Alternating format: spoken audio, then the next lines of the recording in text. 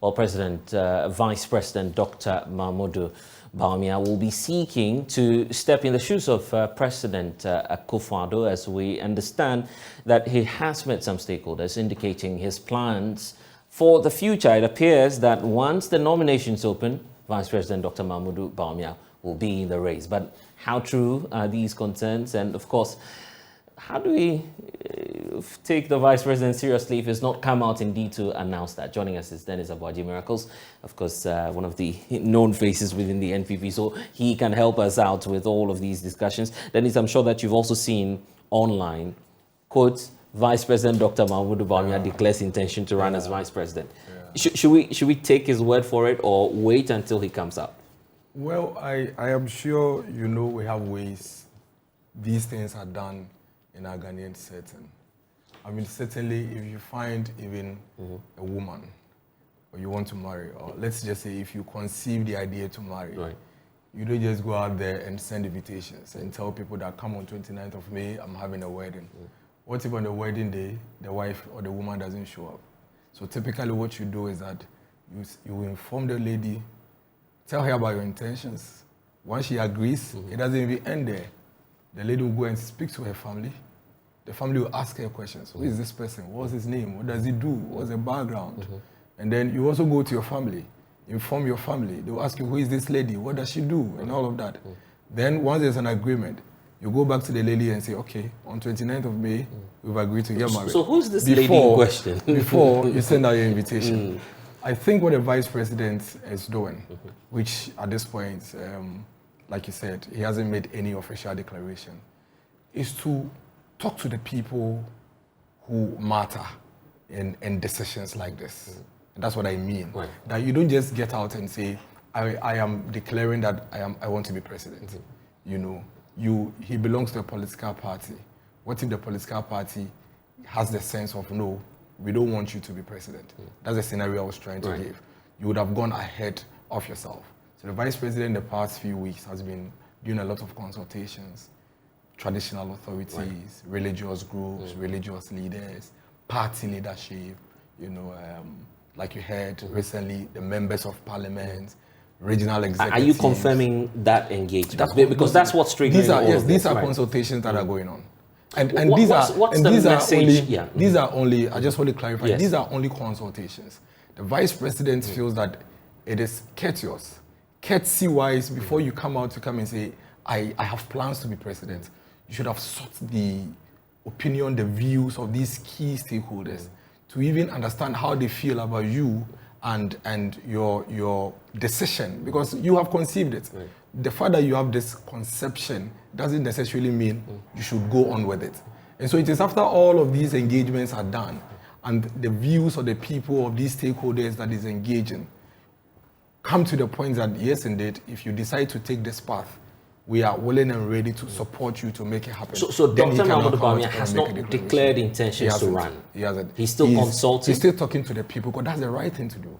That's why I gave you that scenario. Okay, so I'm just wondering how that will work. For instance, giving this meeting with the members of parliament, he's going there to say, what do you think about me? I want to run for president. No, so let me just give you the basics. So I am the Vice President. I've been working with you for the past, 16 years or about, since 2008 when I became the running mate. We've been doing this party thing, been running government. We have a very important election to go for in 2024, and we need to prepare and make sure that we are sending we need the right message, we need the right logistics, the right people, and the right leader. And so I believe that in the current circumstance, I'll be the right person to lead our party to victory in election 2024. This is what I have conceived, and I've come to seek your opinion and as to how you think you'll be able to support me to deliver this victory to our party. That is the right thing to do. Don't you think that approach is better than strategies I wake up? Different. No, in our Ghanaian setting, it is far better. It is a superior strategy than these members of parliament, these council of elders wake up in the morning and they see you on TV having a press conference telling the people of Ghana that I intend to run for the flag bearership of the party. There are people who own this party. The polling station executives, the constituency chairman, the regional executives, the national executive, the council of elders, the members of parliament. They are the true owners of the party. And it's important that if you are serious about an ambition of being a president which you would intend to lead a political party, you get these consultations done before you set out. Are you suggesting that those who've gone ahead of Dr. Mahamudu Bawumia haven't done same by consulting, as you're using the word, these crucial stakeholders? Is that what you're suggesting? I don't speak, I only speak for. Yeah, but you're creating a scenario that you don't just go on TV. I have no idea how somebody did his. Yeah. What I know is how the vice president... But you've seen some people on TV saying they want to run your party. I don't know whether they had done that already. But in the case of the vice president, that is how he has chosen to get it done, because in his view, that is the right way to go if you are serious about an eventual. And then it's in all of the groups that you've mentioned, the most critical one, to me at least, looking at that list, will be the group of parliamentarians, because if Dr. Mahamudu Bawumia is looking for votes now, immediate concern and attention will be towards the MPs, because they hold some votes as delegates of the party as well. And confirm this for me, because the likes of Farouk Mahama are out there already indicating that as many as 100 MPs pledged their support for the vice president when he met them. And even more. And I'm sure in the coming days, you're going to be seeing even more than that. Because for us as a political party, we are first of all a political party before forming a government. It is a party that forms a government. And we are very, very serious about election 2024. We are very serious about ensuring that we take all the boxes and get our readiness fully sorted before we go into the elections.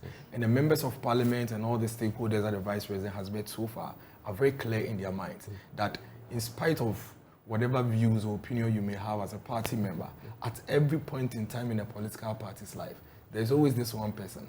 There is always this one person that, if you look at all the indicators, is ready to lead us into that particular battle. And it's quite clear, obvious, that the members of parliament, majority of them, overwhelming majority of them, believe that the vice president is the one that can lead our political party to victory to 2024. But is it not strange to you, and probably a time for us to look at the numbers and interrogate them, knowing that there are at least 2 members of parliament who've put out their names, who've said, well, we want to be the next to lead the party, the likes of Joe Gate, we have Kennedy Ejapong in there as well. These names do not ring a bell with the MPs for them to rather opt for Dr. Mahamudu Bawumia. I doubt if any MP would even come out and say, I have a problem with this person or I have a problem with this person. The issue is not about having a challenge or a problem with another person. The issue is about who, amongst all the people we have in our party, can lead our political party into victory. And that's what the members of parliament, that's what the National Council of Elders, that's the national executives, regional executives, that's what everybody will be looking at. Because if you're a political party, your preoccupation as a political party is to win elections first, before you form government.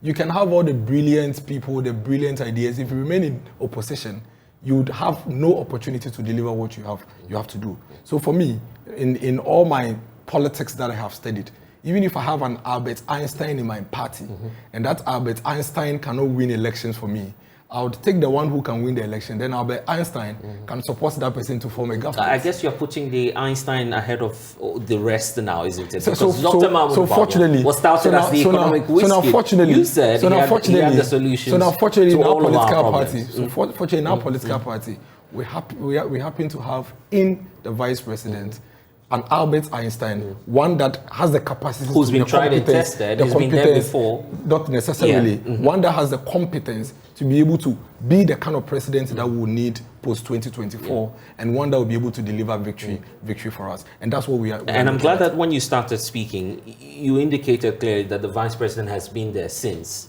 his appointment as the running mate to President Akufo-Addo. You touted him as the economic messiah. So why give him the opportunity again if clearly the figures do not support Why him? not? I mean, what figures are we looking at? We in running an economy and in running a state, there are several indicators. You understand? Of course, there are other areas that we still have room for improvement. Of course, there are other areas also that we've done so well. So we are looking at it holistically. And when you look at it holistically and you put out the scorecard sector by sector, Dr. Bawumia and this government has done very well in several other sectors. We have challenges with our macroeconomy, inflationary issues, exchange rate issues, no doubt about that. But remember how quickly in 2022 our exchange rate went so bad. In that same way, it could improve. We still have 1.5 years. And so for me, until we get to the point where we have to now go to the people to go and account to them, you can never say never. I mean, as of December last year, fuel prices was about 23 cedis, right? 4 or 5 months down the line, it's gone down by almost about 50, 60%, around 11 point something. Dollar, somewhere in December, went all the way to about 16 cedis. Today, it's about 11 cedis, 11.95, thereabout. So long as we haven't completed the term, we can always appraise us at the time, at the point we are. But ultimately, we'll go to the people at the time of elections and give them our scorecard, sector by sector. It is at that point that the real appraisal can be done. And then finally, the verdict will be shown in the ballot. I'm interested in the national conversation because already some reports are out. EIU, I'm sure you've seen that as well, predicting some misfortune for the NPP going into the 2024 elections. But the first bridge to cross would be the delegates. Are you saying then is that in the NPP today, Dr. Mahamudu Bawumia represents your best choice, your best chance at getting or securing that agenda to break the 8? Is that what you're telling us? Yes, both in the NPP and even Ghana as a whole, the times we find ourselves in. Dr. Mahamudu Bawumia represents the best choice for both the NPP and both the people of Ghana in every aspect. I mean, so once we get into the conversations proper, we'll be able to dissect the persona of that Dr. Mahamudu Bawumia, and then we'll be able to know what the real issues are. But of course, for us as a political party, Dr. Mahamudu Bawumia is our best bet to go into the next elections. Because I mean, in a political party, you don't just look at yourself, look at your opponent, you look at who you are going to face. We have 38,622 polling stations. That is where the votes will be cast.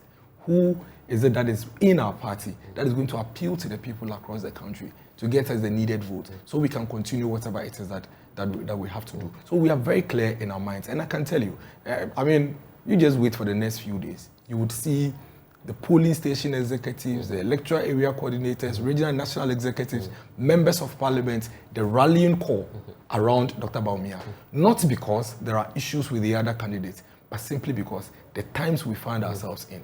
When you do the SWOT, when you do an analysis of us as a party, do an analysis of the people who want to run, and then you do the analysis of our opposition party or opponent, clearly it falls on the common. And I guess for some political watchers, even the president, Nana Addo Dankwa Akufo-Addo, did not see this coming, where Dr. Mahamudu Bawumia would naturally succeed in. Many have referred to his comments after winning that victory to run for the 2008 elections, indicating that the likes of Trade Minister Alan Chermatin will come after him.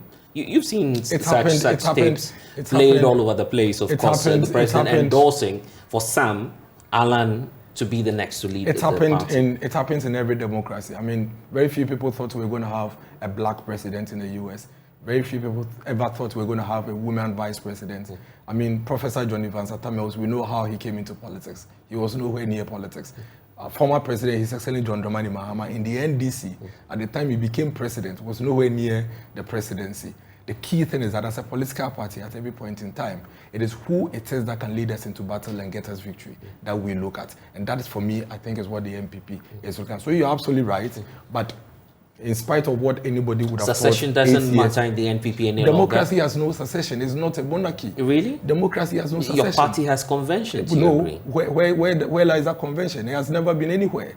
There are several people way ahead of Nana Addo Dankwa Akufo-Addo, who should have been, if there was anything like that, should have been presidential candidate in 2008. But he became Nana Addo Dankwa Akufo-Addo. So where is that secession plan? It has never been anywhere. This is a democracy. And in the democracy, we have a political party. In our political party, there are rules, there are regulations. That is why the rules set out people who have the mandate to vote. And then the same rules set out people who qualify to stand. Once you qualify to stand, you are free to go. Then the people will decide.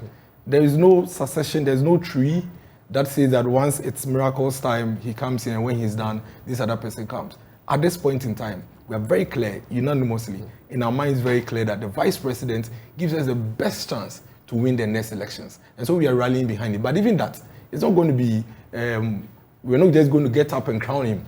We are taking him to the people, and the people are going to decide on him. And if it's about the people, some say what transpired over the weekend with the likes of the Adruosu walk. I'm sure you've seen the numbers flooding the streets of Accra and saying, well, we believe Alan will be the best, but he himself comes out to say, I'm the best to represent the political party. Are you not scared, intimidated by the numbers? So you can imagine. So you can imagine if we have a political party where even the persons who are not likely to become flag bearers of our party are polling such numbers.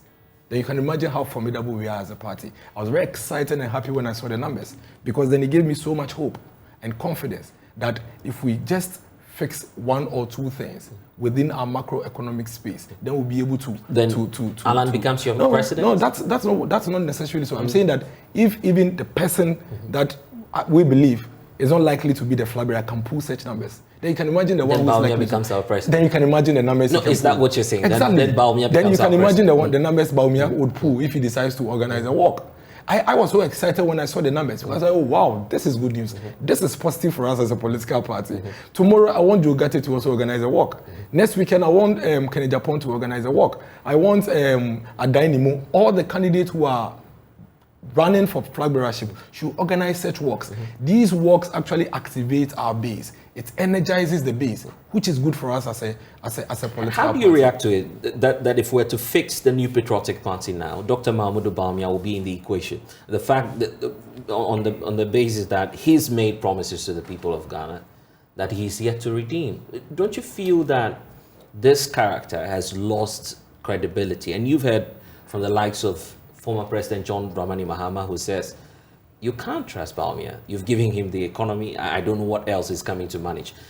When you're faced with that question and the numerous promises that the Vice President has made, how will you respond? This to morning that I was watching, this afternoon, I think the interview happened yesterday. I saw Honorable Dafiamepo, Saudi MP, enumerating and listing all the development that have gone on in Saudi. I have been in Saudi. I've seen the asphalt that runs through Saudi. The thickness is like this. I've seen the Saudi Agenda 111, and you heard all the numerous projects that he mentioned. You see, the fact is that we run a constituency-based elections in this country, 275 constituencies, 38,622. Politics is local. Now it has become personal. Let the people look at what is transpiring in their communities and in their lives to vote. You cannot be a president and get everything right at the same time. But ultimately, we are going to run the numbers. We are going to run the facts. We are going to run the figures. Trust me, 2024 elections is not going to be about spins. It's not going to be about propaganda. I mean, of course, there are so many things that Dr. Bawumia said that we have been able to do. In the same vein, there are others that he said that we haven't been able to achieve. When the time is due, we go to the people. We tell them what it is that we have been able to do, show them the performance, and let them know what we were unable to do, and then let them know how we'll be able to get those things that are left done when we have the power to continue. So it's not just an issue of he said things and he hasn't been able to do. It is an issue of trust. It is an issue of hope. And this will be based on what you have been able to do. If I say I'll construct a 20-kilometer road for you and I do 15, you will trust me than the one who said you construct 5 kilometers for you and did nothing. You understand? So let's look at what those are things that we'll talk about. Those are things that we'll talk about when we get there. And why not now? You feel it will not matter to the delegate? You feel it will not matter to the delegates of the NPP? I've just mentioned something to you. The first hurdle is about the delegates. The biggest hurdle will be about the economy. And then the first hurdle is about the delegates. And then for the delegates, they are more interested in the character and the persona and the person's SWOT and his ability to beat the presumptive candidates. You feel the NPP delegates are not feeling the pinch of the economy? But that is why I told you from the get-go that the economy that we have in Ghana is about a person's life. And you heard the Fiamepo mention all the things he mentioned. If you go to South Dai, the South Dai people will tell you that, but we have never seen these things before. We have never seen this development before. We used to go several kilometers before we access healthcare. We used to ride on these very dirty, dusty roads. Today we have this. You haven't been able to do all you promised when it comes to the macroeconomy. But because of this, we want to let you continue. This time, go and fix the outstanding. But it will not be the same for someone who's in Nima. Just go by where those from Nima asking that you deal with their concerns. That is why when you are discussing elections, you take it to the constituency. But ultimately, the issue and the concerns will be about the economy. No, not necessarily. Why trust someone who says, I'm an economist, and you look at the records or the scorecard of the NPP in terms of managing the economy, and where we are now is nothing to write about. Okay, so the person will first of all say that, when you came in 2017, we saw how it was. And then by 2019, we saw how much we have improved. What happened?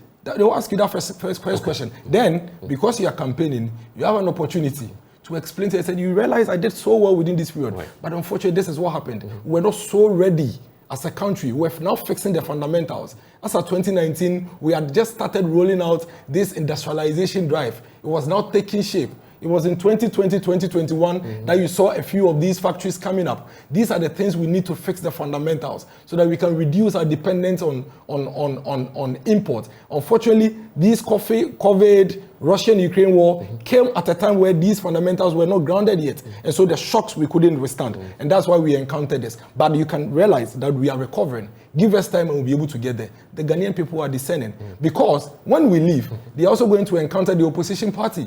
And the opposition party is also going to show them their scorecard and tell them how they performed when they also encounter challenges. Then we would compare. So you see, it's not only going to be about what we couldn't do or what we did. It's also going to be about what you did, what you couldn't do, and what your opposition party also couldn't do. And then we'll compare. That's why I gave you the scenario. That's why I gave you the scenario. That's why I gave you the scenario about the road kilometer. I could have promised you 5-kilometer road. I did 0. You promised 20-kilometer road. You have done 10. Indeed, you haven't done 10 kilometers, so you haven't done so well, but you are better than me.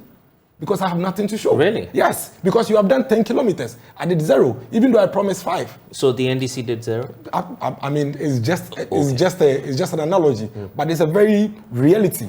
Okay, because when the NDC encountered challenges, economic challenges, albeit it was domestic, we saw what happened. Multimedia here, you laid off workers. Okay, because your operational cost was high. Okay, but some people lost their jobs. Industry shut down. To put the sentiments to a test. You've seen the report from the Economist Intelligence Unit, ERU, predicting that given these same prevailing economic challenges that are, of course, bedeviling the Ghanaian economy, it's giving an edge to the opposition party, and they may win the 2024 elections. We don't. Why bring the same face that promised a change of the economy when the ERU is telling you, well, your economy is not as good as it is? Why bring someone who promised to change it? But you think that the people who said that if the economy is not fixed, we are not going to vote for the NPP, but we'll vote for the NDC. Why the same face from the NDC? The same person that sent this country into a gloom.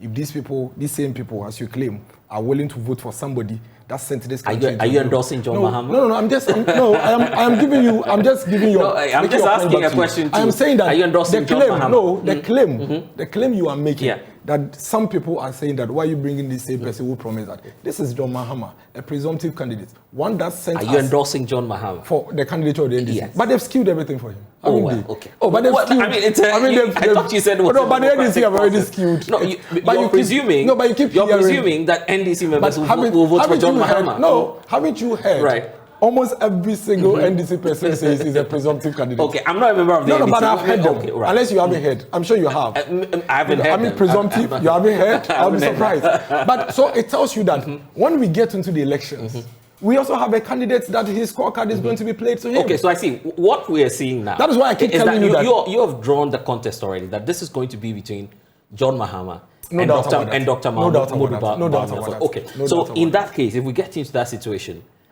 why do you feel the Ghanaians will leave John Mahama and choose Dr. Mahamudu? Because when they compare how Dr. Mahamudu Bawumia and Nana Akufo-Addo have managed an economic crisis, they realize that we have managed it well, better than John Mahama. I mean, when John Mahama was laying off workers, when he was not paying people's salary arrears, he told them that he's not a magician, and that he's not a magician to conjure jobs.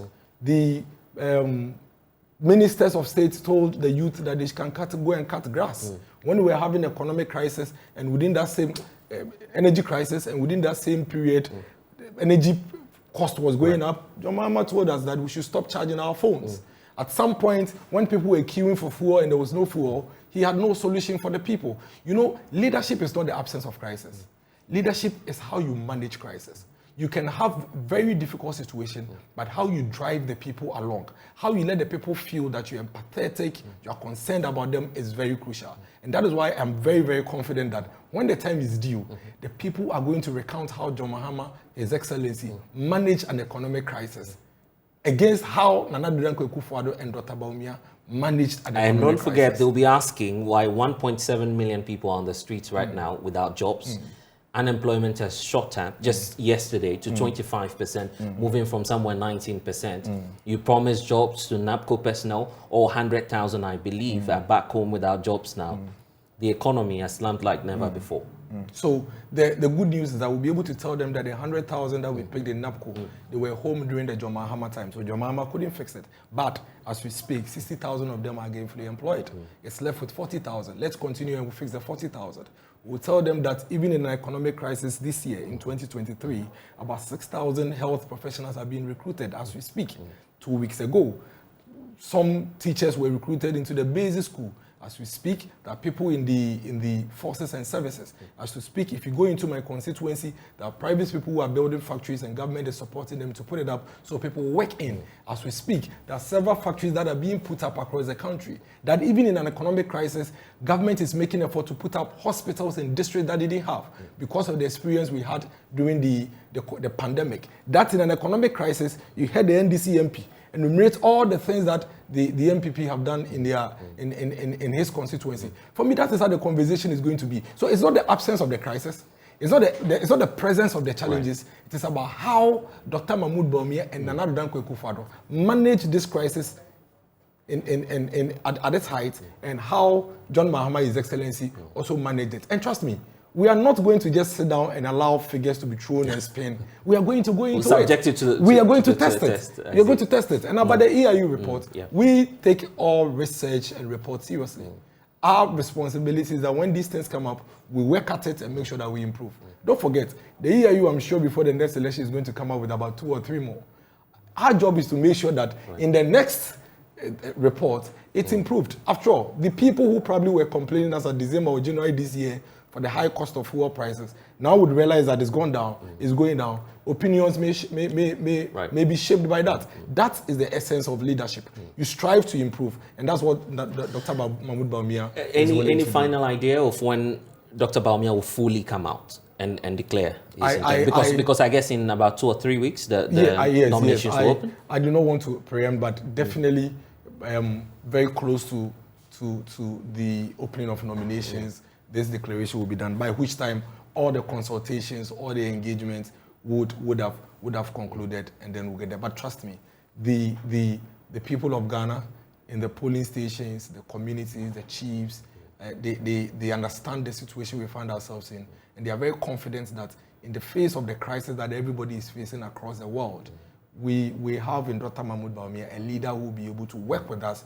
and get us out of it. You support him fully, I guess? 100%. Okay, so that's Dennis Miracles Abuaji joining us. He'll be back again, and he says we'll be subjecting all the figures to a test. So interesting times ahead, but we're grateful for your time. Don't forget that we're also looking at poetry in Ghana because it's gone through several stages. It's progressed from being some sort of scoffed situation upon, and of course now there are some institutions that are making attempts to bring it back to the front burner. There's more in this report for you. Poetry has mostly evolved into a kind of representation and a means of addressing societal issues through written and spoken words. Ghana's poetry scene is gradually expanding. Writer and poet Apioko Sairam Ashon Agbe asserted that more women have been given larger platforms as the poetry community has developed. It's grown a lot. For one thing, we have more women. Now we have an entire slam dedicated to female poets. That wasn't the case before. And now we're having events like this where we're on Joy News or on different platforms. I work with City. Poetry is showing up. It wasn't so before. You have events where the first thing somebody thinks about is let's get a poet to open the event. It wasn't like that before. You only think of a musician, at best a cultural troupe, but it's changing. And I also think that young people are now seeing poetry as a viable craft and a viable business opportunity within the creative arts. There's still a lot of work to do. She also revealed that most Ghanaians mark themselves in order to deal with issues happening in the country. I think that Ghanaians wake up every morning and wear a mask. We keep it pushing. We tend to hide our feelings a lot, our emotions. We're a little more diplomatic about what we're really thinking when somebody offends us and whatnot. But even just dealing with some of the situations in the country, we wear masks and, we keep the fire burning regardless of what we're going through. Director of the Writers Project of Ghana, Dr. Martin Egblewokbe, indicated that the Gweth Abansho project is a platform that will help them engage deeply with poets and how best they can contribute to development. It's a new kind of concept of engaging with poets that we, as Writers Project of Ghana and the Goethe Institute, have come up with. It's new but not too new, having already gone through about 1 year. But the whole idea actually is to create a platform where we can engage more deeply with poets. So not only do we listen to their poetry, we are able to ask what are the ideas behind the poems. Are there other things that the poet might want to say beyond the lines that they've presented? Gweth Abansho is held on the first Wednesday of every second month. Jacqueline Ansuma Yeboah's report for Joy News. What is your greatest fear? And that's all we have for you here on The Pulse. I'm Blessed Sugand. Log on to myjoyonline.com. We have scores of stories there for you to catch up on. Next is Let's Talk Showbiz. Thanks for your time. We'll see you tomorrow.